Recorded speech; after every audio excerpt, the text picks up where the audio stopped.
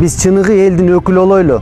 Азыр мен жөнөкөй жаран катары, активдүү жаран катары Ташиевдин мыйзамсыз жерлерин көтөрүп атам. Спецфонддо мына миллиардтарды кымырап алган жетекчилер жөнүндө сөз кылып атам.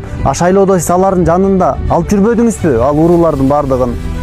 Мен бүгүн Жогорку Кеңештин депутаты Болот Борбиев агама кайрылгым келип атат. Мен атайын Токтогул районунун Токтогул шаарынын мына Токтогул атамдын айкелинин астынан кайрылып атам. Ийиниче кайрылып атам. Урматтуу эл журт, чындыкты сиздер да билиңиздер. Болот агам, Жогорку Кеңеште сиз кадыр барктуу депутат боло албайсыз.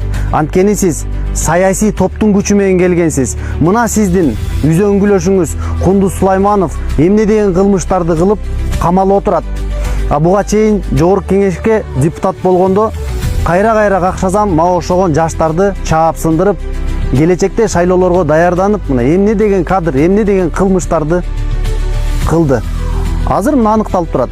Сиз дагы Камчыбек Ташиевдин оң колу болуп келгенсиз. Элдин баары билет. Азыр президенттин башын айландырып, алдап, кармап турасыңар. Бирок Айбек Албаев деген Камчыбек Ташиевдин эң жакын досу өзү мына тастыктап берет кантип келгенсиздер. Эгерде сиздер элдин арасынан чыныгы депутат болуп, чыныгы көйгөй чечем десеңиздер, мандатты тапшырып беришиңиз керек. Мына чыныгы элдин арасынан чыккан инсандар, мына Токтогулда мен деген тарыхый инсандар дал ошол элдин арасынан чыккан. Спецфонд эмне деген уурулар болду. Кундуз Сулаймановдун өзүнүн агасы да ошол жерде канча деген миллион сомдорду реализовать эткен. Канча миллиард сом бүгүнкү күндө иштетилди. Бирок бир дагы жарыптылуу иш болгон жок. Мына ошол жөнүндө айта албайсыз. Бул жөнүндө мыйзамда жаза албайсыз. Ошондуктан сиз неудачный депутат болуп калдыңыз. Чыныгы элдин өкүлү боло албайсыздар. Диализ аппаратта жатат экен, ушинтип бөйрөгүнөн пересадка болуш керек экен. Жана ошондой эле көзү көрбөйт экен эженин. Угандар колуңуздардан келишинче жардам берип, айыгып кетишине себепчи болуп калыңыздар. Бул жакта Жумагүл эже 30 жашта, ушул 5 жылдан бери ушул оору менен жабыркайт. Жакта апасы сахарный диабет бар экен, бөйрөгү иштен чыгып ушу диализде, анан көзү дагы көрбөйт. 3 оору менен Алла таала ушундай бир сыноо беришиптир. Биз дагы да кабар алып турабыз. Бул жакта ушинтип эжеке ушул өзүн биле албай жатат. Успокаивающий берип койду азыр, Успокоивающий укол менен жатат да, аппараттан кыйналып атат.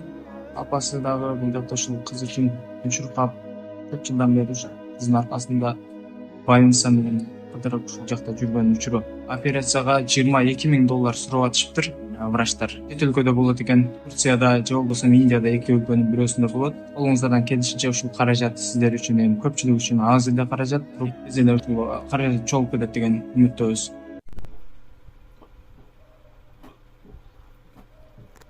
Чыныгы мыйзамдар жаза албайсыздар. Президентке жардам берип ушул көйгөйдү айтыңызчы анда. Айта албайсыз. Анткени жазалма бардыгы акчанын күчү менен, саясий топтун күчү менен болуп келгенсиздер. Менин эч кандай көрө албастыгым жок. Артыңызда кайсыл кандидат турат, ал да кайырмасы жок. Бирок саясий структураны туура кургум келет. Келечекте Токтогулдан жаңы саясий күчтөр чыкканын каалайм. Ким болбосун, айырмасы жок. Сиз оппоненттериңизди сындырып кадыр таппайсыз.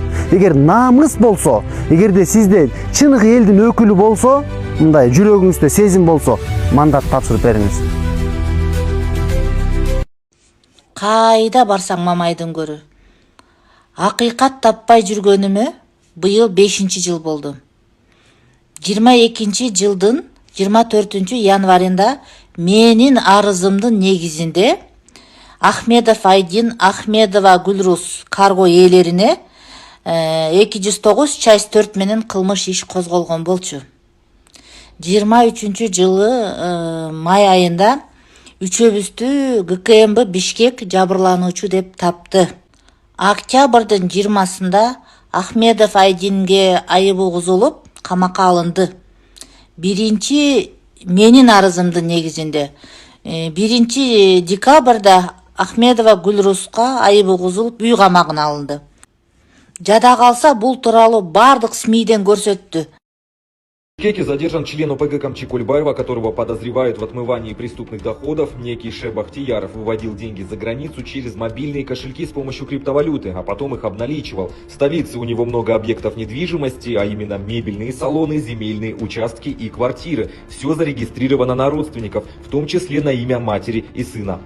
7 декабрда эч кандай тергөө өтпөстөн мени жабырлануучулуктан Бишкек шаардык прокуратурасы алып койду. Бул кылмыш иште 3 жабырлануучубуз үчөөбүз биригип 609 000 АКШ долларын товар алып келүү үчүн каргоого бергенбиз. Ошонун 330 000 долларына товар да алган жокпуз. Ушул күнгө чейин акчабызды да кайтарып берген жок.